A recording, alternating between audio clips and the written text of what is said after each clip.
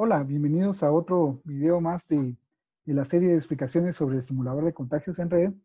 Y el día de hoy voy a explicar, o en este video voy a explicar, cómo se configuran los parámetros de contagio y de la enfermedad como tal. Es decir, cada enfermedad es diferente, cada enfermedad va a tener periodos diferentes, va a tener especificaciones diferentes, y entonces podemos nosotros ir configurando diferentes formas de contagio y diferentes formas de desarrollo de la enfermedad para ver cómo, cómo la enfermedad se difunde o se expande, cómo la epidemia va transcurriendo a través de la red. Regresemos como siempre aquí al simulador de contagios en red. Aquí lo que tenemos ahorita en pantalla pues es una simulación con parámetros básicos de la infección de una enfermedad. El día de hoy quisiera enfocarme en los parámetros que están aquí a la derecha. Este primero, en el que está ahorita el cursor, es la probabilidad de contagio.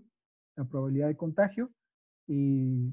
Diferentes enfermedades tienen diferentes probabilidades de contagio.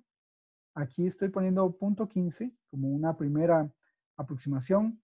Si la enfermedad es muy contagiosa, pues punto 15, lo que significa es que en un día dos nodos, por ejemplo, este de aquí y este de aquí, ¿cuál es la probabilidad de que si uno de los dos está infectado, contagie al otro, ¿verdad?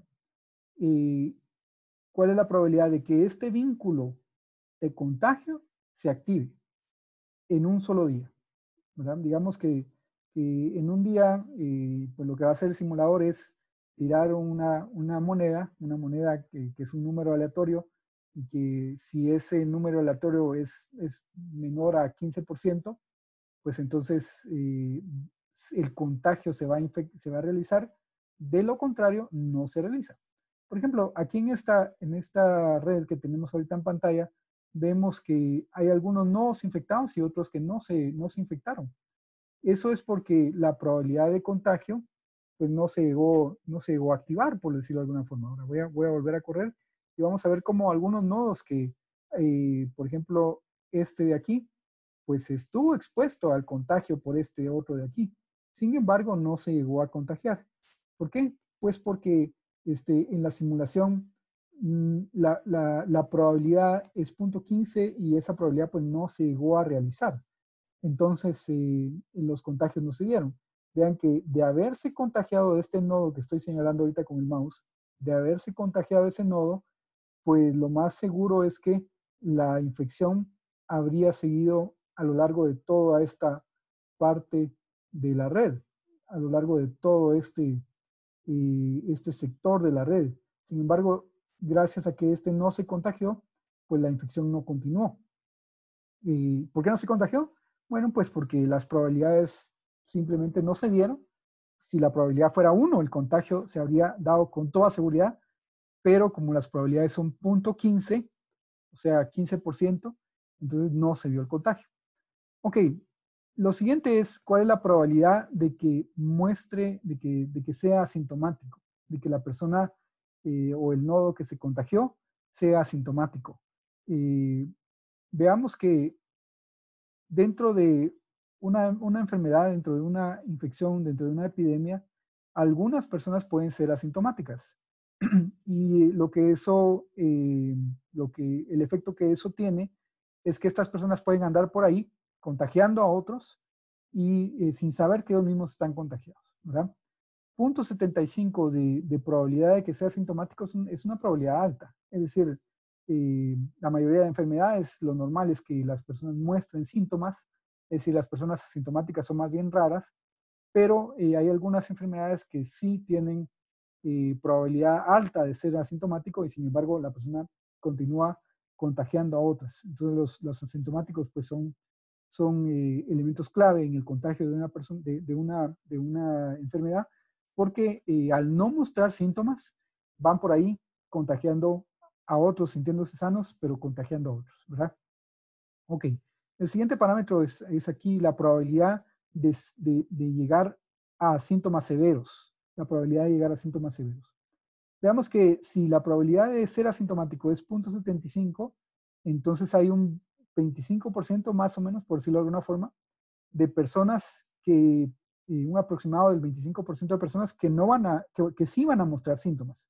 Muy bien, dentro de ese 25% aproximado, eh, dentro de ese cuarto de la población, ¿cuántos de ellos van a llegar a ser casos graves? ¿Cuántos de ellos van a llegar a ser de síntomas severos? Bueno, pues aquí estamos poniendo que de esa cuarta parte de la población, el 20%, o sea, una probabilidad de 0.2 más o menos, es decir, yo hablo o de porcentajes o de probabilidades, no son exactamente convertibles, ¿verdad? No son exactamente convertibles, pero hay que entenderlos con cierto sentido crítico. Y digamos que el 20% más o menos de esos que sí tienen síntomas van a evolucionar y se van a convertir en un caso de síntomas graves, de síntomas severos. Y de esos que evolucionaron a síntomas graves y severos, el 80%, tal y como está configurado ahorita en la configuración por default, el 80% o 0.8 de probabilidad de morir, ¿verdad? De que va a evolucionar la enfermedad ahí en una fatalidad, en una muerte, en un caso de muerte en ese caso. Muy bien, pero esto no va, las personas no se quedan permanentemente infectadas o permanentemente enfermas. Llega un momento en que se tienen que curar. Muy bien, eso lo especificamos aquí. ¿Cuál es el tiempo máximo en días que una persona puede estar infectada, puede estar con la enfermedad? Y por lo tanto son los días para curarse. Los días para curarse aquí están puestos como 35. No quiere decir que esa sea una cantidad fija. Eso lo que quiere decir es que el máximo es 35 y que lo que el simulador va a hacer es lanzar una moneda al aire, ¿verdad?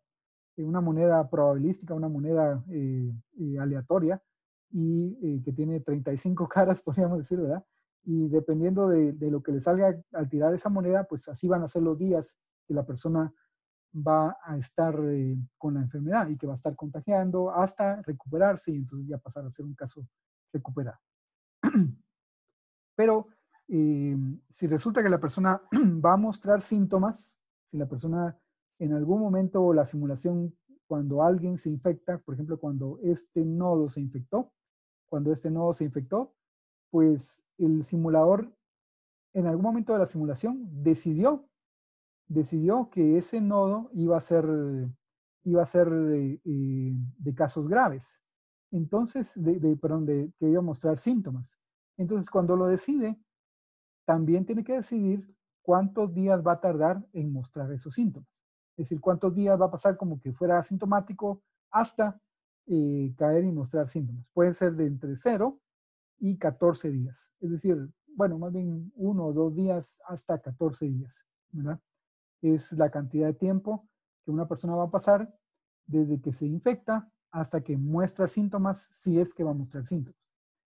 Y desde el día que muestra síntomas hasta que esos síntomas se transforman en síntomas severos, pues es el siguiente parámetro que tenemos aquí, days to severos, días para llegar a síntomas severos, 5. Es decir, si la persona ya está mostrando síntomas, en un máximo de 5 días va a estar mostrando síntomas graves, si es que le toca ese caso. Y si lo que le toca, por decirlo de alguna forma, bueno, porque la simulación así lo decidió, es morir, pues entonces el máximo de tiempo que va a pasar desde que tiene síntomas, muestra síntomas severos, hasta que muere, son 10 días. Así es que esos son los parámetros de la enfermedad. Aquí los podemos ver. Por ejemplo, aquí vemos que hay una parte de la red que no se contagió, hay una persona que murió, un montón, la gran mayoría se recuperaron, ¿verdad? Pero si yo bajo aquí la cantidad de asintomáticos, si la bajo, por ejemplo, a 0.25, a un cuarto de la población, entonces voy a observar que van a haber muchos menos asintomáticos y por lo tanto van a haber más sintomáticos y por lo tanto van a haber más eh, personas con síntomas graves y por lo tanto van a haber más fatalidades. Ahorita podemos contar 1, 2, 3 fatalidades, pero al hacer este cambio, pues esperaríamos muchas más. Vamos a ver.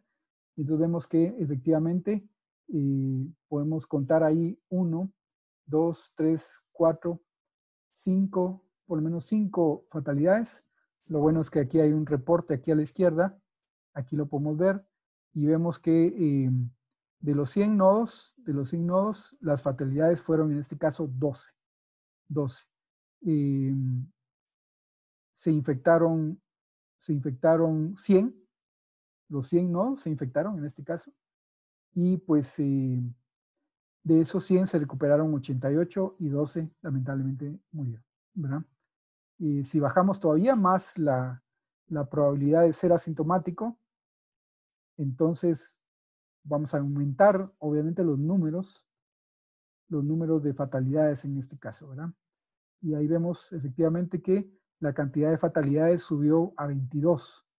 Y bueno, obviamente de lo que se trata es de que estos parámetros de la enfermedad sean lo más cercanos posibles a los parámetros reales que tiene una enfermedad, ¿verdad? Los parámetros reales que tiene una enfermedad. Así es que en un próximo video vamos a estar discutiendo otras peculiaridades del simulador. Muchas gracias por su atención.